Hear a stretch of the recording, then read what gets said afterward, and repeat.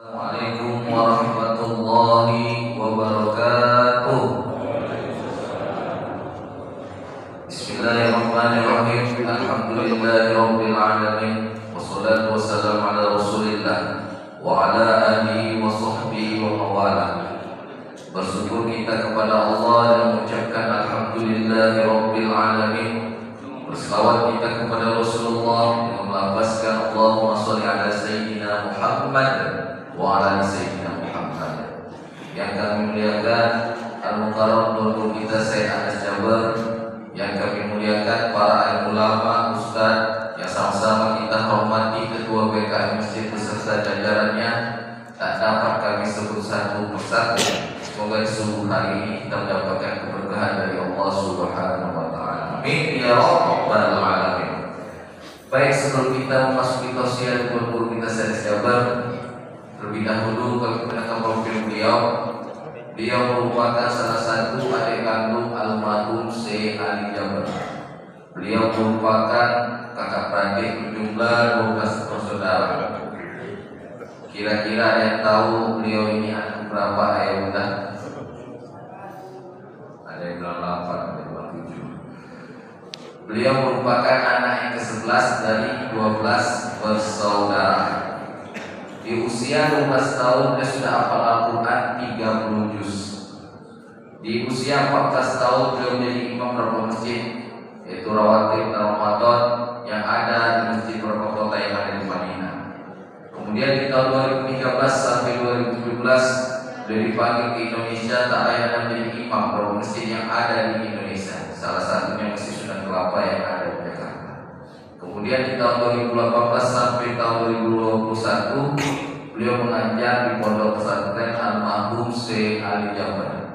Di tahun 2021 almarhum Syekh Jaber wafat tiada, dan beliau Syekh Jaber melanjutkan perjuangan almarhum Syekh Jaber, yang mana sama-sama kita dengar di masa hidupnya tuan guru kita almarhum Syekh Jaber, yang mana berkeliling ke Indonesia, yang mana di masa hidupnya di tahun 90-an beliau tinggalkan itu kota Madinah, yang mana dikatakan kota Madinah ini kota yang suci, tanahnya pun suci. Dia tinggalkan untuk apa? Datang ke Indonesia, memperhatikan anak-anak penghafal Al-Quran, mewujudkan sang perintah menghafal Al-Quran. Apa salah satu wasilah beliau sampai sekarang? Yaitu terjadinya Hafiz Indonesia yang setiap bulan Ramadan kita lihat di televisi. Itu salah satu wasilah almarhum Syekh Ali Jaber. Kita doakan semoga almarhum Syekh Jaber Allah luaskan kuburnya. Amin ya rabbal alamin. Baik ayah bunda, maka dari itu kami bersama Syekh Jaber melanjutkan perjuangan almarhum Syekh Jaber juga satu kita paham Al-Quran, yang mana kami dari takwil Al-Quran yang artinya memuliakan Al-Quran, kembali kepada Al-Quran, mencintai anak-anak penghafal Al-Quran, yang mana kami bergerak dalam bidang syiar dakwah dan mewujudkan satu penghafal Al-Quran dan sosial. Bagaimana kita memperhatikan anak-anak penghafal Al-Quran yang ada di Indonesia, yang mana kita tahu di tempat kita banyak anak-anak sudah menghafal Al-Quran, hebat ini.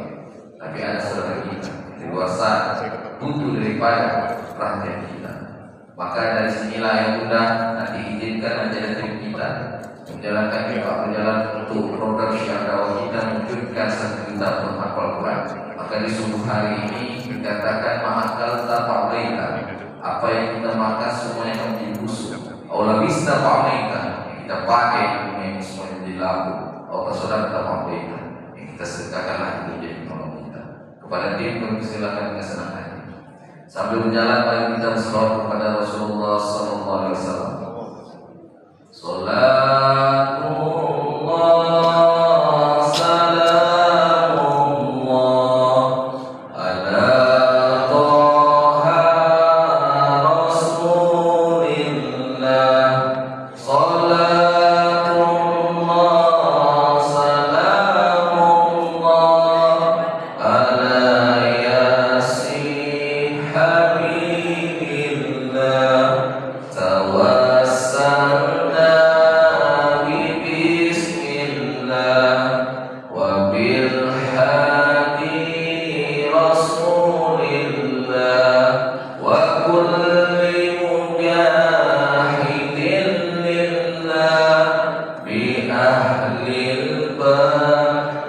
ya Allah. Terima kasih ya Bunda, semoga di seluruh hari ini apa yang Bunda keluarkan Allah melipat gandakan. Amin ya rabbal alamin. Baik ya Bunda, nanti selesai tausiah dari Tuan Guru kita Sri Jabar yang beranjak dulu di tempat duduk kita. Kebiasaan almarhum Sri Jabar sebelum ditutup dengan doa, beliau membagikan sebuah buku karangan beliau yang mana nantinya buku ini diberikan kepada jemaah yang satu hati, yang satu perjuangan bersama-sama mewujudkan generasi Qurani. Terima kasih. Wabillahi taufiq wal hidayah. Assalamualaikum warahmatullahi wabarakatuh. Baik, kepada Tuan Guru kita Syekh Jabar kami persilahkan dengan senang hati.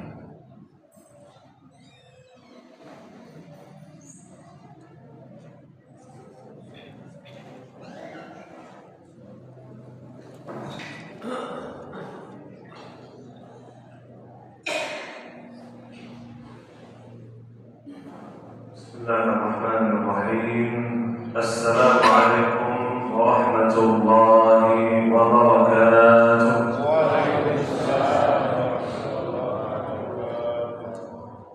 Tabarakalladzi ja'ala fis samaa'i burujan wa ja'ala fiha sirajan wa qamaran munira. وهو الذي جعل الليل والنهار خلفة لمن أراد أن يذكر أو أراد شكورا. أشهد أن لا إله إلا الله وحده لا شريك له ولي الصالحين، وأشهد أن نبينا وحبيبنا ومولانا محمد صلى الله عليه وعلى آله وصحبه وسلم تسليما كثيرا إلى يوم الدين، وعنا معهم بمنك وكرمك يا أكرم الأكرمين. سبحانك لا علم لنا إلا ما علمتنا إنك أنت العليم الحكيم. Bagaimana Bapak Ibu sekalian, saya lanjut ceramah bahasa apa aja? Bisa bahasa apa? Ya bisa. Maha suci Allah, kita tidak mempunyai ilmu apa-apa, hanya saja apa yang diberikan oleh Allah Subhanahu wa Ta'ala. Alhamdulillah wal hadirat, Bapak Ibu sekalian yang saya hormati, yang saya muliakan, para alim ulama, para ustaz wal ustazah, para haji dan hajjah sekalian, dan berkhusus kepada DKM Masjid Hidayatullah. Semoga dimuliakan oleh Allah Subhanahu wa Ta'ala beserta jajarannya. Mudah-mudahan Allah memberikan kesehatan agar insyaallah Allah kasih pahala seperti qiyamul lail sepanjang malam yang kita salat 2 rakaat bersama jemaah. Dalam hadis yang lain, barang siapa yang salat subuh berjamaah, ومن صلى الصبح بجماعة فهو في ذمة الله, maka dia akan selalu dalam lindungan Allah Subhanahu wa Ta'ala di hari ini. Allah yang menjaga, Allah yang melindungi. Mudah-mudahan insyaallah kita semua mendapatkan keberkahan. Dalam hadis yang lain, Rasulullah sallallahu alaihi wasallam bersabda, "Bashir al-masyaa'ina bil-qulami ila al-masajid bin-nur at-tam yawm al-qiyamah." Berikanlah kabar gembira bagi orang yang berjalan di waktu gelap menuju masjid, maksudnya salat subuh dan salat dulu salat isya. Karena subuh dan isya itu salat yang paling berat bagi orang munafik. Zaman sekarang kalau salat isya itu masih biasa. Zaman dulu isya itu udah waktu tidur. Maka salat subuh isya orang berjalan di waktu gelap menuju masjid akan mendapatkan cahaya yang sempurna di hari kiamat, kata Rasulullah SAW. Itulah salah satu nama Allah Asy-Syakur, yang artinya Maha yang memberikan pahala yang besar, sangat-sangat besar dengan amalan yang kecil. Kita salat 2 rakaat saja, begitu banyak hadis yang kita mendapatkan, begitu banyak pahala kebaikan yang kita mendapatkan. Apalagi hadis-hadis yang lain yang belum saya hafal. Masih banyak. Luar biasa. Sebelum saya mau menjelaskan sedikit. Karena tadi habis saya sholat 2 rakaat tadi. Mungkin banyak jamaah yang belum tahu. Kalau sholat sunnah habis subuh, tak ada sunnah habis subuh. Kenapa sholat 2 rakaat? Alhamdulillah. Orang tua saya masih hidup, semoga panjang umur sehat walafiat. Dari kecil mereka mendidik kita baik-baik. Betul tak 100% karena orang tua itu bukan orang yang sempurna. Jadi dia berusaha jadi orang baik mendidik anaknya. Jadi dari kecil ayah saya mengajarkan tak boleh kita ketinggalan sunnah subuh. Dari kecil. Kapan aja kita datang mau salat, jangan salat dulu, salat sunnah dulu. Kalau kita berkumpul ramai-ramai, kita berkeluarga besar perjalanan jauh, mau salat berjamaah di rumah, disuruh salat sunnah. Sunnah, kita sudah 4 orang, kita mau salat jamaah, datang saudara saya satu lagi, nunggu dulu, salat sunnah. Dan langsung kita salat, tunggu dia salat sunnah dulu. Selesai dia salat sunnah, baru kita salat berjamaah.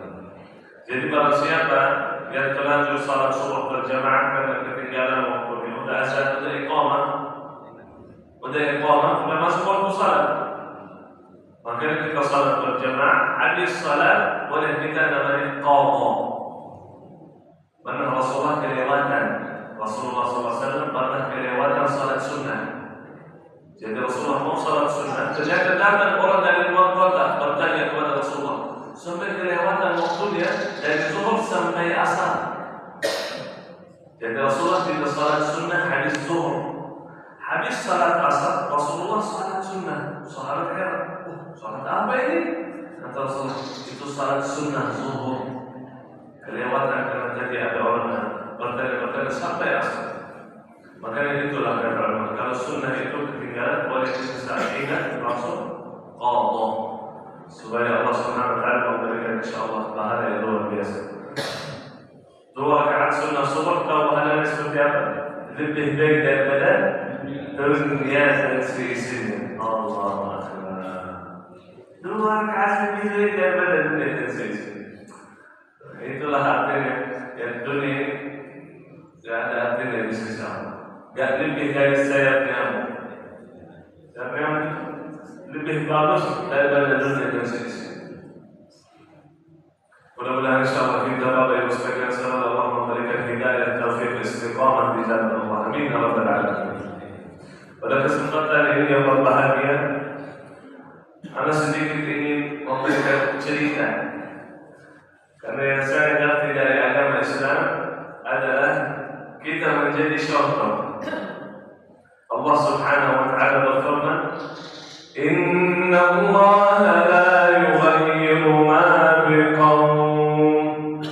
Allah tidak merubahkan keadaan satu kaum hatta yughayyiru ma bi anfusihim, sampai mereka mulai dengan dirinya sendiri. Jadi kalau ada seseorang ingin memberikan perubahan, harus dia mulai dengan dirinya. Seperti Rasulullah sallallahu alaihi wasallam. Rasulullah tidak pernah suruh sahabat melakukan ibadah yang tidak dia melakukan. Tidak ada dia suruh, sedekah, tapi dia beli. Itu tidak ada. Berjihad di jalan Allah, tapi dia duduk santai-santai aja di Madinah. Tidak. Dia duluan, selalu dia duluan. Sebelum dia mengajarkan orang lain, dia sudah melakukan alaihi salatu wassalam. Alhamdulillah, orang tua saya orang awam. Ayah saya tidak lulus sekolah SD, tidak lulus. Ibu saya tidak pernah sekolah. Luar biasa, ini orang awam. Dari kecil, alhamdulillah menjadi contoh yang terbaik bagi anaknya. Bagaimana? Ayah dan ibu saya tidak pernah sehari kelewatan mereka tidak membaca Al-Quran. Dan kecil saya, ayah saya setiap hari dia punya masjid imam dan muadzin dan semua masalah dia meraput masjid beliau. Habis salat subuh duduk sampai isyarat baca Quran. Baca Quran sampai isyarat. Habis isyarat salat sunnah duha 4 rakaat. Kemudian lanjut. Ayah saya, kalau kita berusaha mendampingi dan artinya kita mau temani di Madinah, karena orang tua saya menetap di Madinah, kita nggak kuat.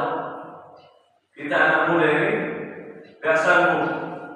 Karena ayah saya semangatnya luar biasa. Setiap malam sebelum subuh dia sudah bangun dan tidak pernah pasang alarm. Kalau kita anak muda pasang alarm, bunyi alarmnya, tapi kita tidur. Alarm bunyi. Bahkan ada teman saya alarmnya bunyi. Semua orang bangun di rumah itu. Semua bangun karena dengar alarm dia. Kecuali dia tidak bangun. Bahkan hati itu di samping kepalanya. Semuanya semangat itu. Kenapa? Karena hati itu. Ayah saya hatinya sendiri bunyi. Sebelum waktu subuh, wallahi sudah bangun duluan. Salat qiyamul lail, kemudian salat subuh di Masjid Nabawi.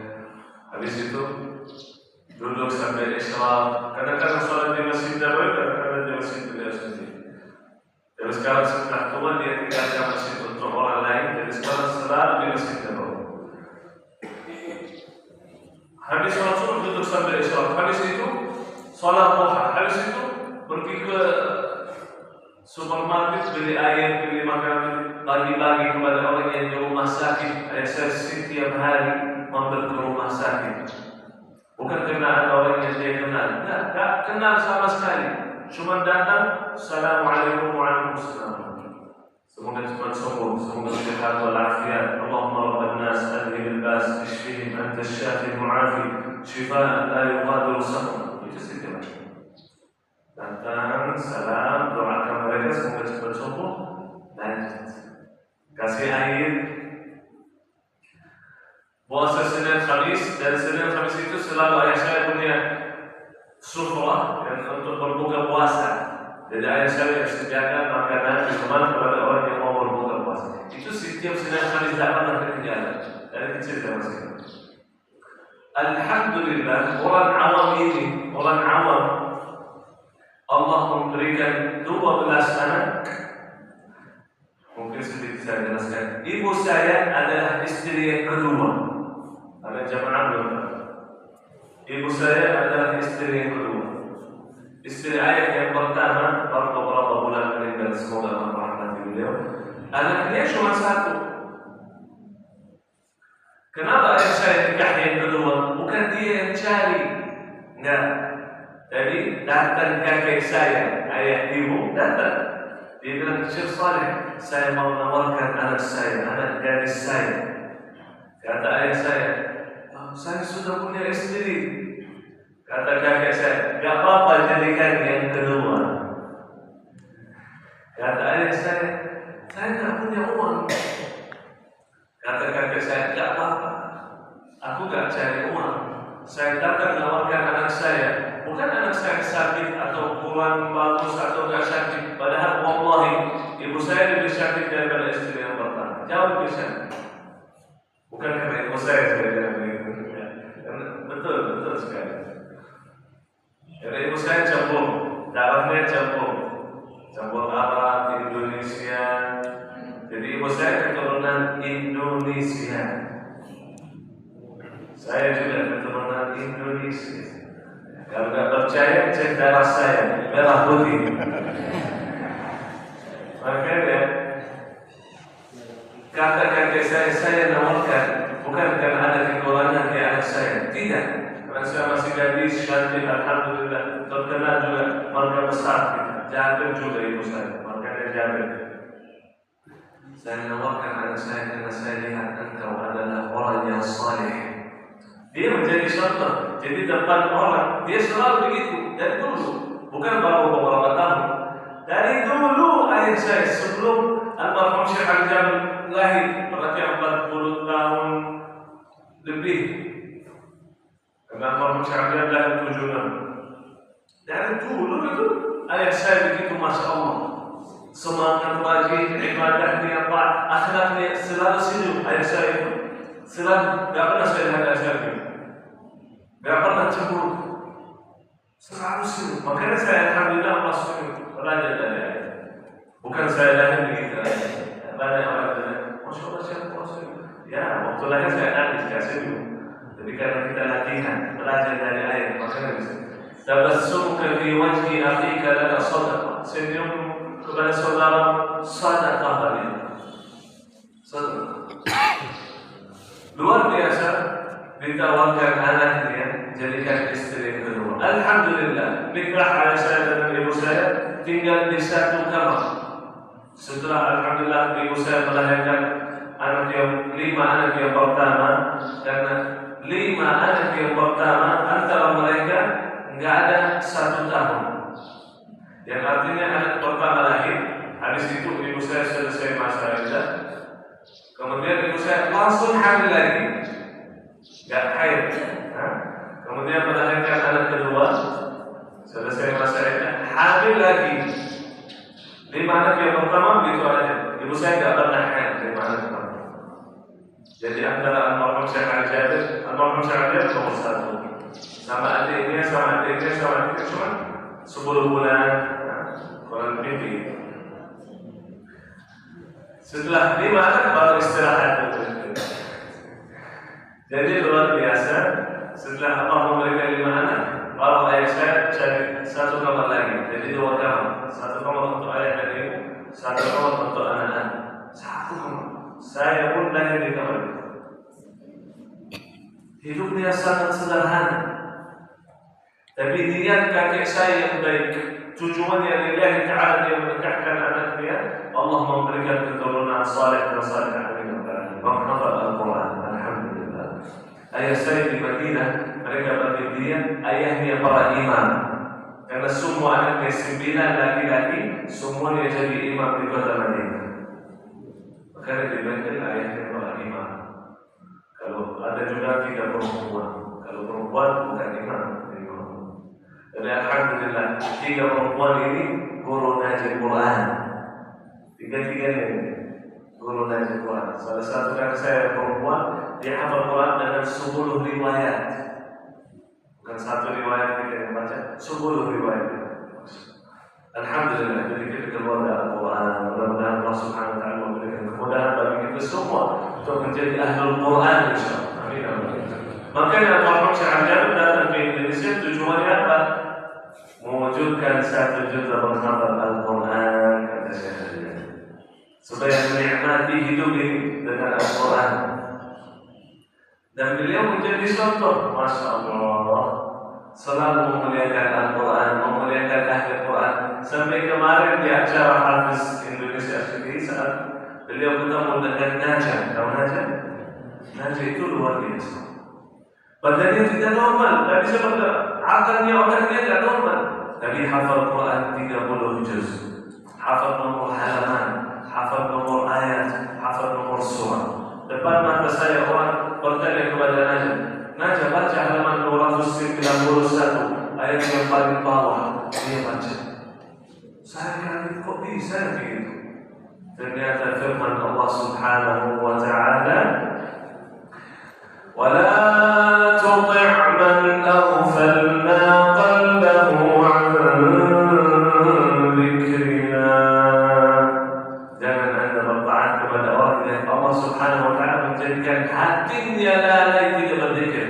Jadi orang kalau tidak bisa baca Quran, kalau tidak bisa berzikir, kalau tidak bisa dekat kepada Al-Quran, bukan karena lidahnya berat baca, tidak, tapi karena hatinya yang lalai. Allah Subhanahu Wa Taala berfirman di ayat yang lain, "Fi suduril ladzina utul ilm." Al-Quran itu di dada orang yang mendapatkan ilmu. Karena Al-Quran adalah ilmu yang terbaik. Kata Rasulullah sallallahu alaihi wasallam saat menghadiri kematian, kata Rasulullah, aku akan meninggal, tapi saya tinggalkan kepada kalian kitab Allah. Selama menjaga kitab Allah, Al-Quran tidak akan sesat kalian. Jadi kalau orang menjadikan Quran petunjuk, tak perlu lagi belajar hadis, sudah menjadi orang yang paling benar, pasti. Tapi maksud saya, jadi dekat dengan Al-Quran, bukan hanya baca. Jadi menjadikan Quran petunjuk, pedoman. Itu tidak bakal sesat kata Rasulullah. Seperti akhlak Rasulullah. Dari mana akhlak Rasulullah? Kenapa akhlak Rasulullah jadi mulia? Kata Siti Aisyah, akhlak Rasulullah adalah Al-Quran. Begitu kata. Jadi Al-Quran pedoman kehidupan. Luar biasa saya juga ketemu di Indonesia kota hafal Quran 30 juz. Ya Allah, kita yang sehat itu bisa lihat, tidak mau lihat Quran. Ternyata firman Allah, فَإِنَّهَا لَا تَعْمَى الْأَبْصَارُ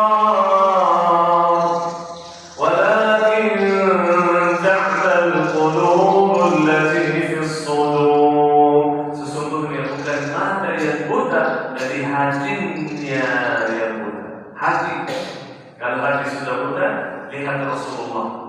Orang lihat Rasulullah, lihat mukjizat Rasulullah, lihat akhlak Rasulullah, tapi tidak beriman kepada Rasul. Itu banyak di sana Rasul. Kenapa? Karena hatinya muda. Terbukti Bapak Ibu sekalian, yang salat subuh yang muda atau yang tua? Kenapa? Muda itu lebih sehat. Muda itu masya Allah lebih segar. Kenapa yang tua datang ke masjid? Hatinya lebih baik daripada yang muda. Yang muda hatinya sibuk dengan HP, cinta dengan HP. Ada cerita, saya naik mobil, karena alhamdulillah saya berusaha selalu di contoh. Saya naik mobil perjalanan jauh bersama beberapa orang. Jadi saya di mobil baca Quran. Di samping saya ada orang buka HP main YouTube, Instagram, TikTok. Habiskan waktunya berjam-jam, gak terasa waktunya berjalan. 7 jam, 8 jam main HP, gak terasa.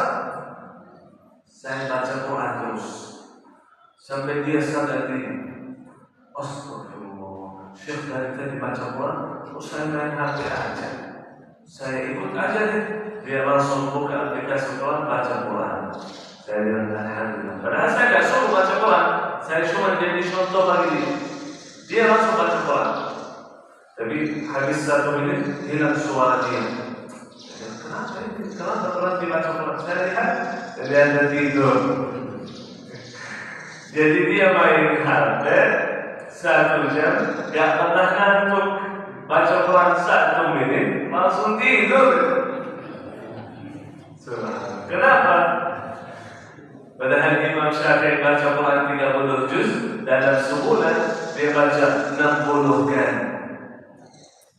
Kenapa Imam Syafi'i bisa baca 60 kali? Setiap hari baca Quran 30 juz 2 kali, sekali di pagi hari, sekali di malam. Kenapa Imam Syafi'i tidak ngantuk? Hatinya, kuncinya hati. Hati. Yauma la yanfa'u malun wa la banun illa man atallaha biqalbin salim. Nanti di hari kiamat tidak bermanfaat harta maupun anak. Yang bermanfaat adalah hati yang selamat, hati yang baik.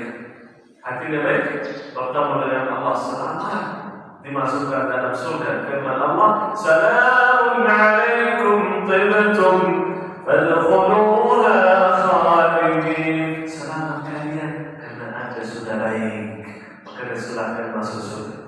Maka kata Rasulullah, kalau ada seseorang di hatinya ada sedikit seperti semut, bahkan lebih kecil lagi dari semut, rasa sombong di hati, maka tidak akan masuk surga. Dibersihkan hatinya dulu, dibersihkan. Jadi orang kalau masuk surga harus hatinya bersih. Bagaimana hatinya bersih? Dibersihkan dulu. Ada manusia yang pintar, dia bersihkan hatinya sendiri. Dan Allah yang cuci. Karena kalau Allah yang cuci hati kita, bagaimana? Bukan di luar diri dimasukkan mesin cuci itu, tapi di neraka dicucikan, dibersihkan dari dosa dan dari kotoran yang dibersihkan di neraka. Tapi kita tidak perlu masuk neraka.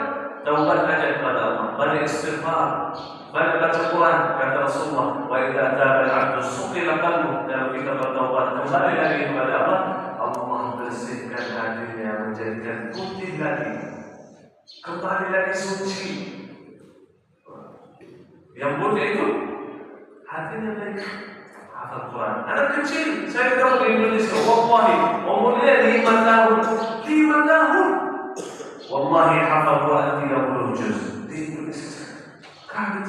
Kenapa? Bukan karena otaknya dan hatinya, masya Allah. Sekarang masih bersih. Makanya mudah hafal Quran. Kalau kita baca Quran, nah, hafal Quran, hilang masalahnya dia. Mudah-mudahan Allah memberikan kepada kita hati yang bersih, hati yang selalu bertaat kepada Allah, yang cinta kepada Allah dan Rasulnya, yang cinta kepada Al-Quran, yang cinta kepada saudara yang Muslim, yang karena hati baik, cinta kepada saudara Muslim. Mudah-mudahan insyaallah kita semuanya dalam lindungan Allah, diberkahi oleh Allah. Mudah-mudahan insyaallah Bapak Ibu sekalian, sebagaimana masyarakat masih bertahan di masjid, semoga Allah memberikan balasan yang terbaik, memberikan kelancaran dalam segala urusan insyaallah dunia maupun akhirat. Amin ya rabbal alamin. Itu saja yang saya bisa sampaikan. Saya mohon maaf kalau ada salah atau ada kekurangan atau ada kelebihan atau kata-kata yang kurang sopan, mohon dimaafkan. Jadi inti ceramah apa? Jadilah contoh yang baik. Banyak cerita nanti insyaallah pertemuan yang akan datang insyaallah saya ceritakan. Banyak cerita yang terjadi betul. Banyak orang mendapatkan hidayah, banyak orang yang mendapatkan betul. Cuma karena kita menjadi contoh. Tidak perlu kita bilang, sholat, baca. Dia lihat kita, wallahi dia ikuti. Banyak. Sama saya berbeda sering terjadi. Saya naik pesawat, wallahi dalam pesawat ada orang bersama saya tidak kenal sama sekali. Wallahi saya baca Quran cuma 5 menit. Habis itu langsung dia ikut baca Quran. Wallahi langsung dia buka aplikasi Quran, ikut baca Quran, nangis sampai dia baca. Subhanallah. Itu kita menjadi contoh. Mudah-mudahan Allah Subhanahu wa taala merahmati semua. Amin ya rabbal alamin. Wabillahi taufiq wal hidayah. Subhanallah wa bihamdihi, asyhadu an la ilaha illa anta, astaghfiruka wa atubu ilaik. Assalamualaikum warahmatullahi wabarakatuh. Alhamdulillah, terima kasih kita ucapkan kepada Mukarram Syekh Jadat telah memberikan sirah rohani kepada kita bersama. Semoga dengan apa yang beliau sampaikan ini bisa menjadi pelajaran untuk kita dan bisa kita amalkan, dan semoga kita bisa menjadikan Al-Quran sebagai teman di sisa-sisa umur kita yang ada. Bapak Ibu para jemaah yang dirahmati Allah, sebelum kita lanjut, kita akan memaparkan video singkat yang mana ini adalah pendistribusian daripada sedekah-sedekahnya para jemaah yang kita salurkan kepada pondok pesantren dan juga para penghafal Al-Quran. Untuk itu silakan fokuskan kepada layar yang sudah ditancapkan kepada tim kami. Silakan.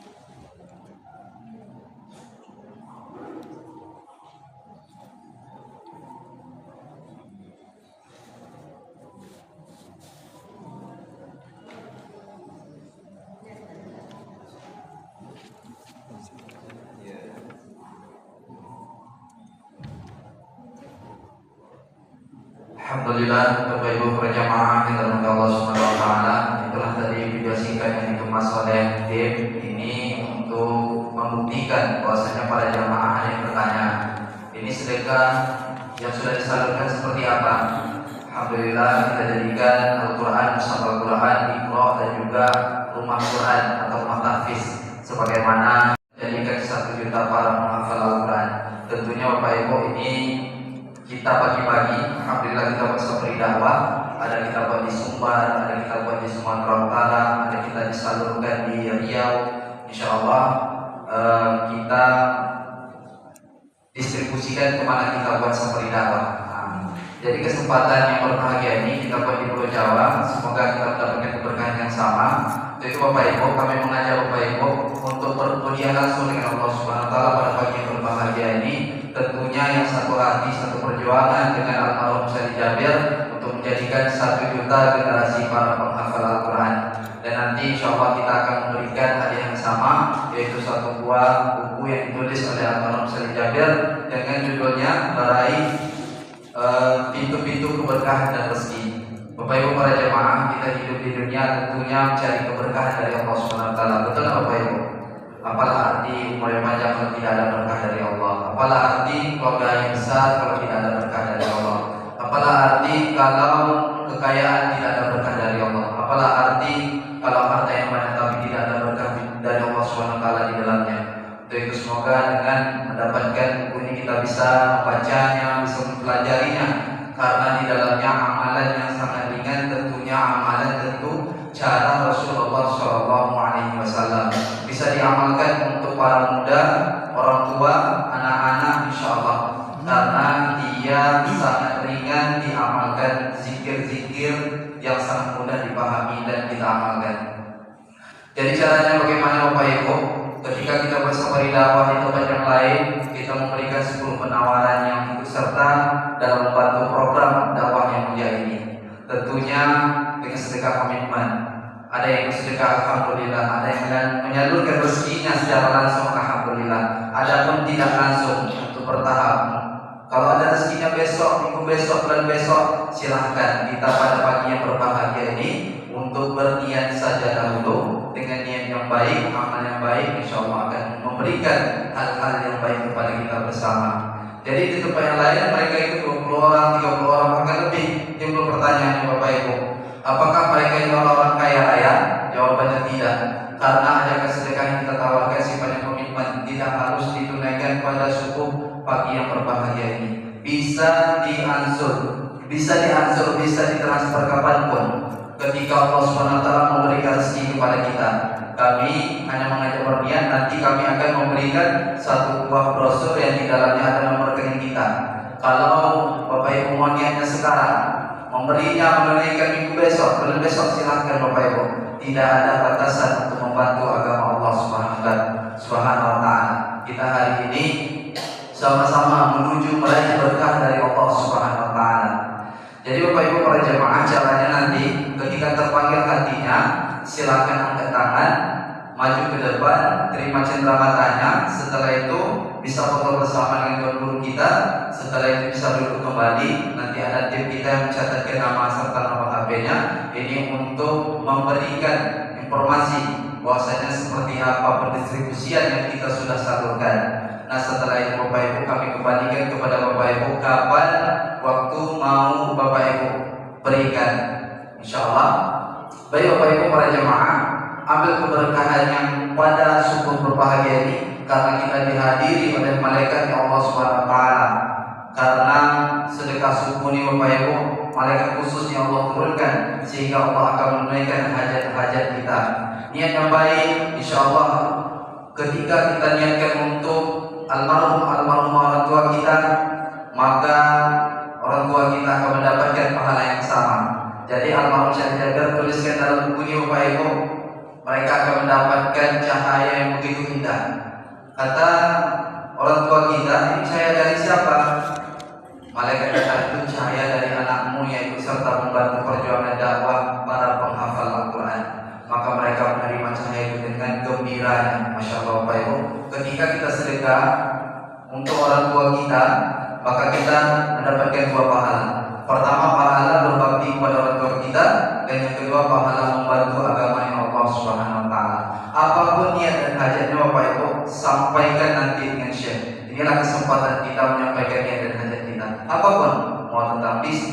tentang usaha, mau tentang rumah tangganya, mau tentang anaknya. Ustaz, kami punya anak, Ustaz sedang di pondok pesantren.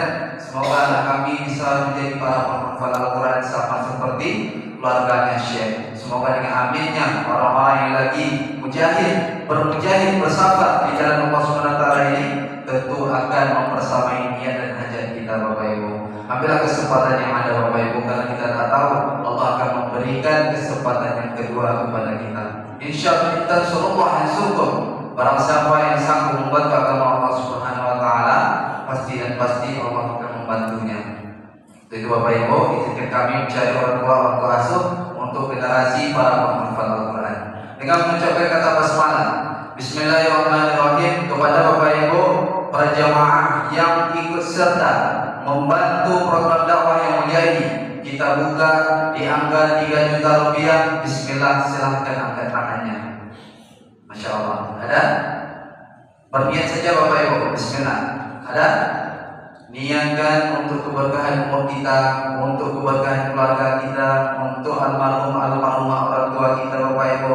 Mohon maaf sekali hari ini kita bisa seperti ini, pasti ada dua sosok yang berarti dalam hidup kita. Itulah tadi adik umi kita, bapak mama kita, ayah bunda kita.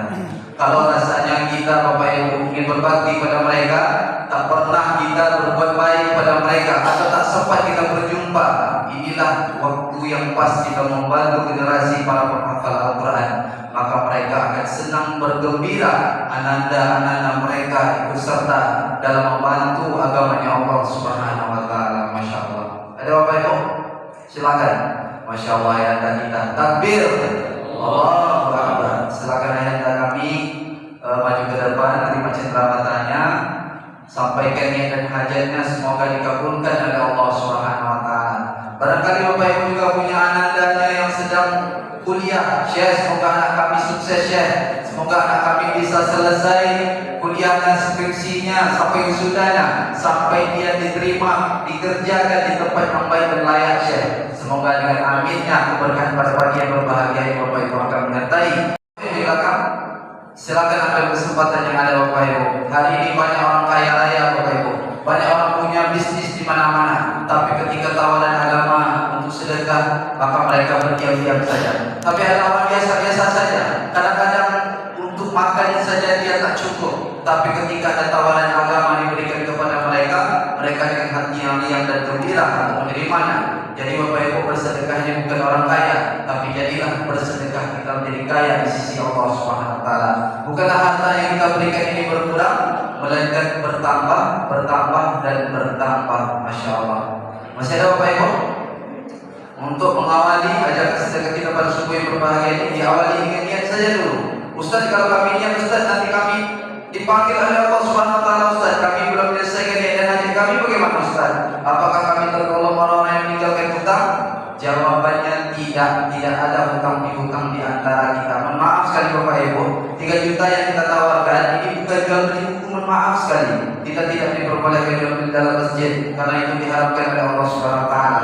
3 juta kita distribusikan seperti Bapak Ibu saksikan tadi. Ada rumah tahfiz, ada pondok pesantren, pembagian mushaf Al-Quran. Semuanya ini sedekah daripada jamaah. Buku ini kami berikan secara gratis. Ini satu buah kenang-kenangan yang bisa kami berikan. Bahwasanya Bapak Ibu ikut serta dalam ajakan sedekah ini. Inilah bentuk peduli kita Bapak Ibu untuk agamanya Allah Subhanahu wa taala. Masya Allah. Masih ada?